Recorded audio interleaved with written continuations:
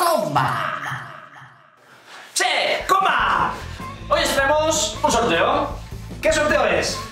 ¡Esta taza! ¡Vamos! ¡Sí! Lo estabais esperando, ¿eh? ¿Cómo se participa? Pues muy fácil, tenéis que ir a nuestra página de Facebook y seguirnos.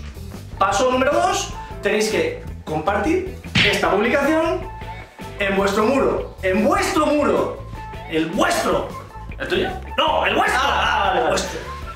Y paso número 3, donde habéis compartido esta publicación, tenéis que etiquetar a un colega, a un familiar, a un amigo, a un hermano, a quien queráis, vale, pero a una persona con la que queráis compartir esta taza, porque tenemos 2. Una para cada uno. ¡Vamos! Yo creo que ha quedado claro.